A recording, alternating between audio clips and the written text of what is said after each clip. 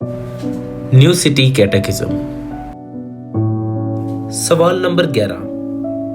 खुदा छठे, सातवें और आठवें अहकाम में क्या मुतालबा करता है? छठा ये कि ना हम अपने पड़ोसी को दुख पहुंचाएं, ना नफरत करें और ना ही उससे दुश्मनी करें, बरक्स इसके हम हलीमी और सुलह व इत्मीनान दिखाएं, यहाँ तक कि दुश्मनों से भी मोहब्बत करें।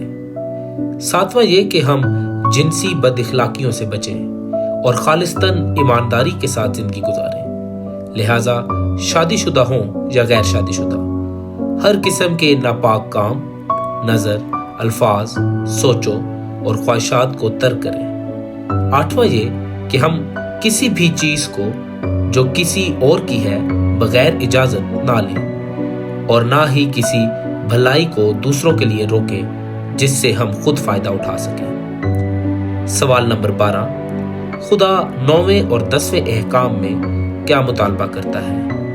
9वां ये कि हम झूठ ना बोलें और ना किसी को धोखा दें, बल्कि बरक्स इसके मोहब्बत में सच बोलें। 10वां ये कि खुदा हमें जो कुछ भी देता है हम उसमें कनात पसंद हों और हसद ना करें। सवाल नंबर 13। क्या कोई खुदा के कानून को पूरा कर सकता है? गुनाह में गिरने के बाद से कोई भी इंसान खुदा के कानून को पूरा नहीं कर सकता, क्योंकि इंसान हमेशा अपनी सोचों, बातों और कामों में खुदा के कानून को तोड़ता है। सवाल नंबर 14। क्या खुदा ने हमें अपने कानून को पूरा करने के काबिल नहीं बनाया था?